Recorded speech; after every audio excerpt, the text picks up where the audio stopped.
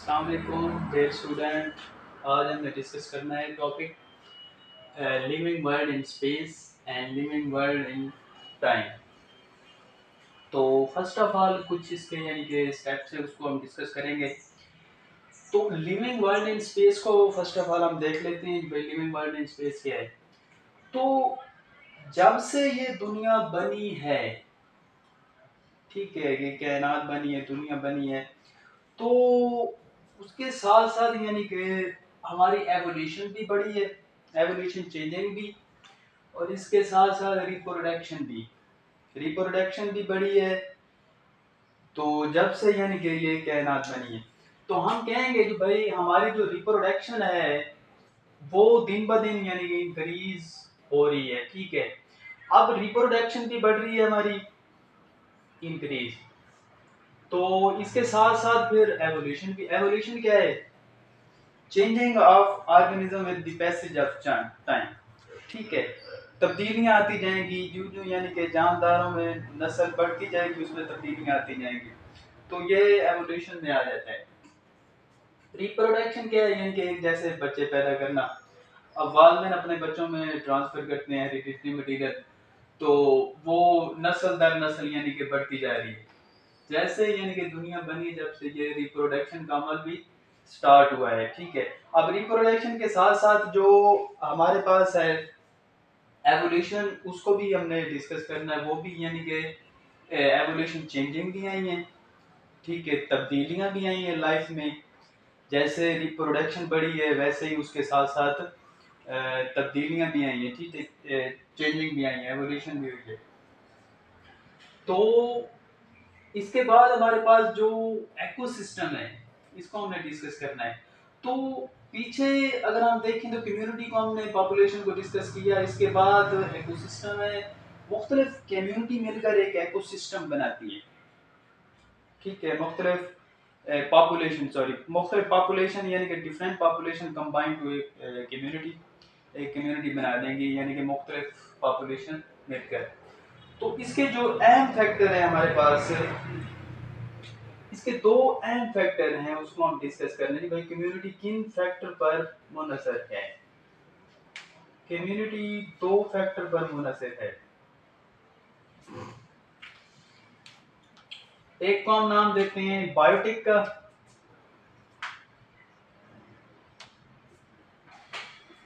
Biotech, और दूसरा ए biotic, A biotic.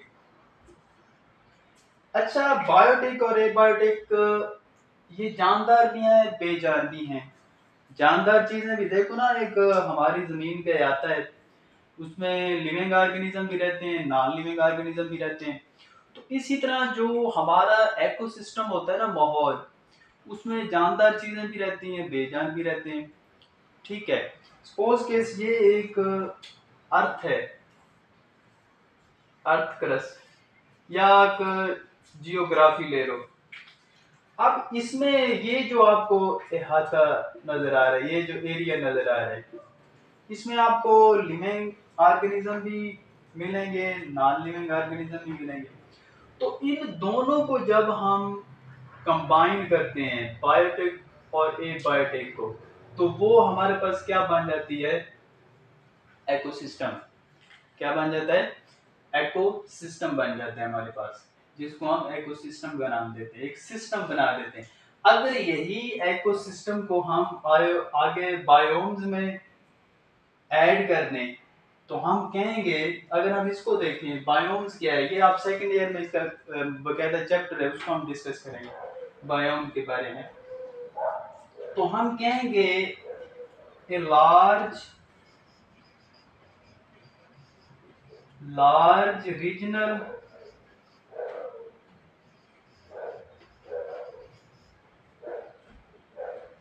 a large regional community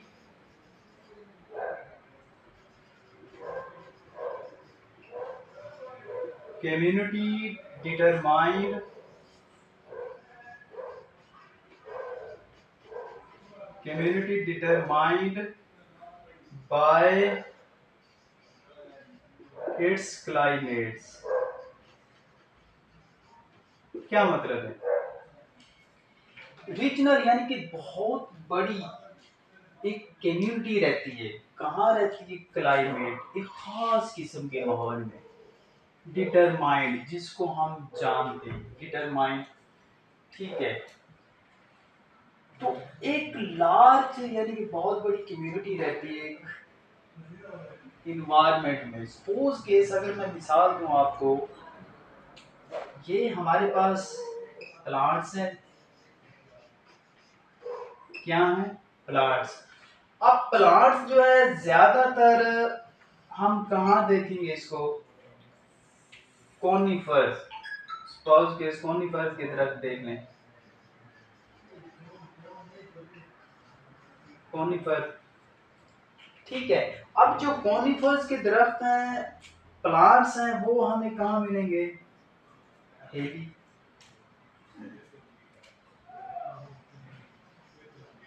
heli reason में, ठीक है। अब जैसा भाई क्लाइमेट्स होगा वैसे प्लांट्स यानी कि ग्रोथ करेंगे। जैसे माहौल होगा वैसे यानी कि ग्रोथ होगी प्लांट्स की। तो ये जो आपको नजर आ रहा है यानी कि जो प्लांट्स हैं कोनिफर्स के, वो कहाँ हम इनको पाएंगे? हिली इलाकों में, ठीक है। इसी तरह अगर मैं आपको दूसरी मिसाल दूं,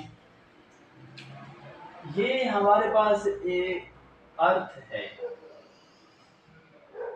ठीक है, अर्थ होगी। ये हमारे पास इक्वेटर है, इक्वेटर हो गया। और इसके बाद ये वाला जो इलाका है ये ट्रॉपिकल है और ये सब ट्रॉपिकल, ट्रॉपिकल एंड सब ट्रॉपिकल। हम जानते हैं कि भाई ट्रॉपिकल और सब ट्रॉपिकल में जो बारिशें होती हैं वो ज्यादा होती हैं। जहाँ बारिशें ज्यादा होंगी तो वहाँ प्लांट्स भी ज्यादा होंगे। तो हम कह सकते हैं कि भाई ये वाले जो इलाके हैं इधर मैं ये पूल्स बना देता हूँ, साउथ पोल, नॉर्थ पोल।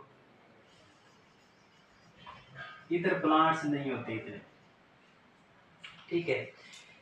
तो हम कह सकते हैं कि भाई ये वाले जो इलाके हैं ना, ये वाले ट्रॉपिकल एंड सब ट्रॉपिकल, अल्पाइन जो हो गए जैसे, ठीक है, उधर यानी कि ट्रीज ज्यादा होते हैं। तो ये वाले जो इलाके हैं ना, इधर हम कहेंगे कि भाई प्लांट्स की जो ग्रोथ है वो ज्यादा होती है, कंसंट्रेशन क्या होगी? ज्यादा होगी ग्रोथ। ये वाले जो इलाके हैं तो लार्ज, लार्ज वेजिटेशन, वेजिटेशन हम प्लांट्स को कहते हैं। इन एरिया में ट्रॉपिकल और सब ट्रॉपिकल एरिया में प्लांट्स की जो ग्रोथ होगी वो क्या होगी?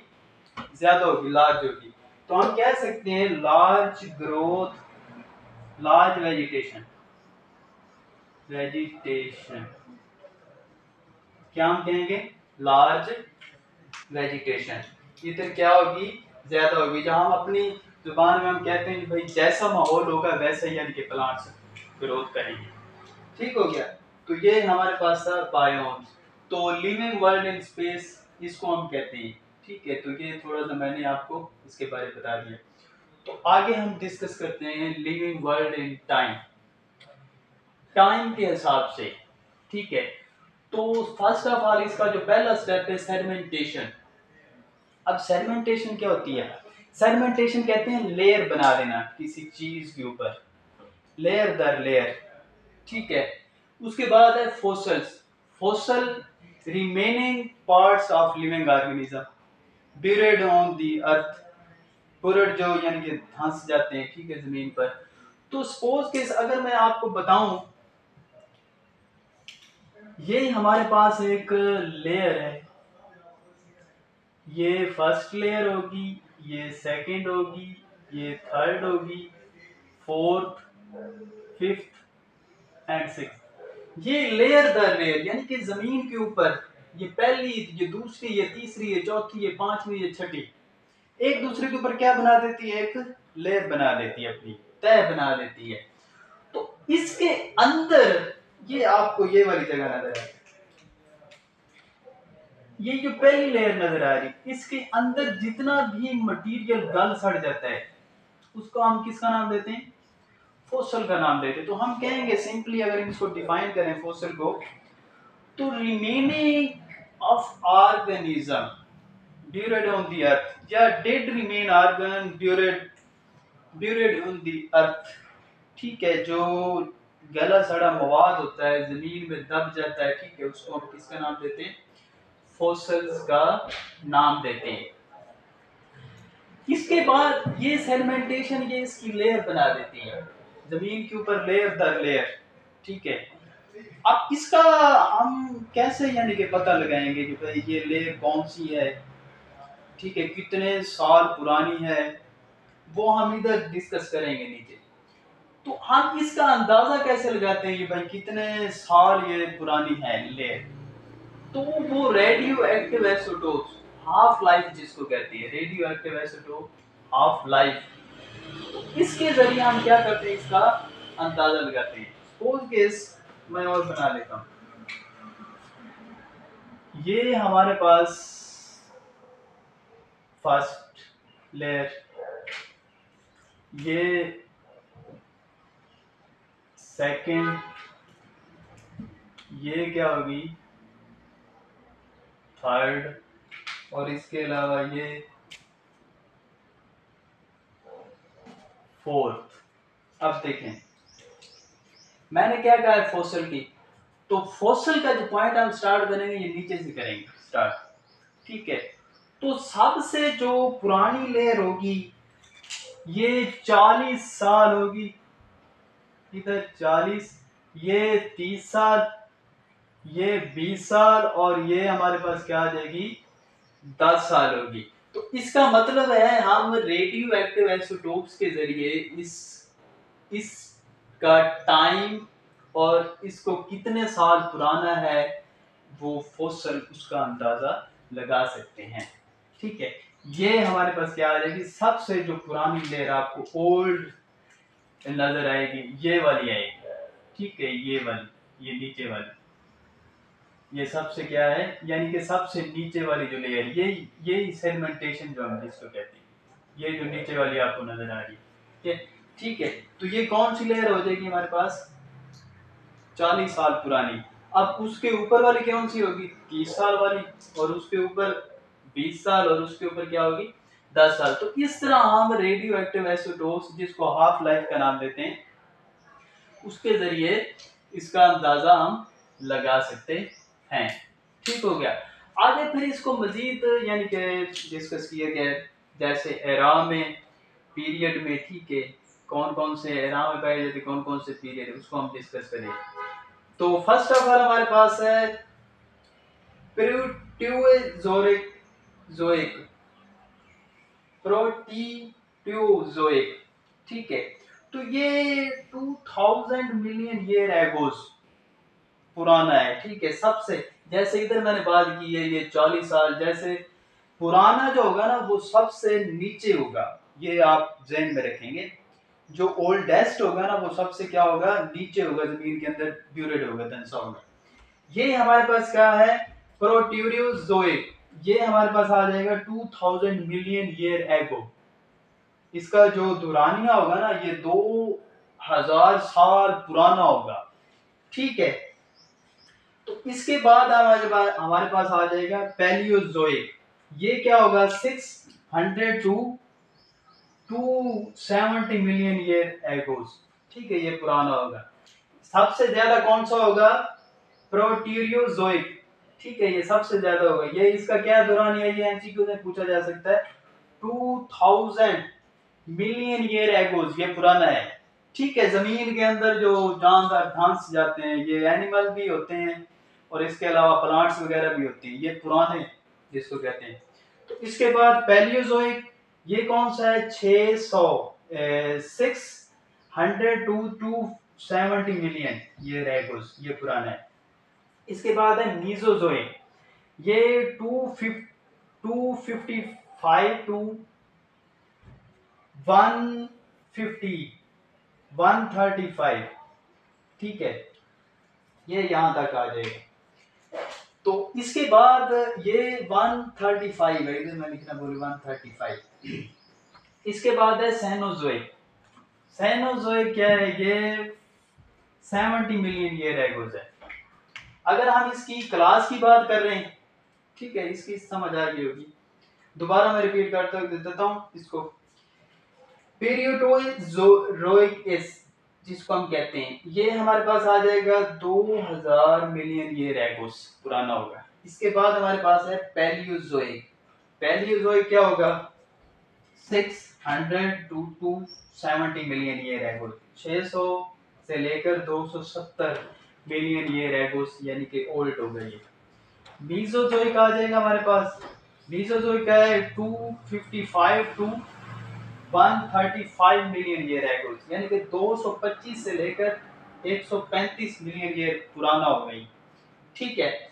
और सबसे जो यानी कि टॉप पर है ये वाला, जैसे इधर हमने बात की है ये वाला, ये, ठीक है, वो हमारे पास कौन सा आ जाएगा, सेनोजोइक।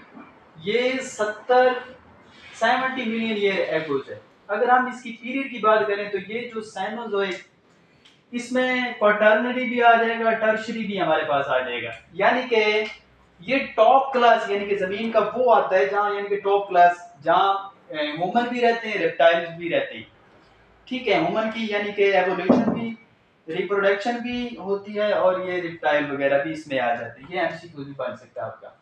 मीसोजोइक इसके बाद है, इसमें आ जाता है जुरासिक, ट्राइएसिक।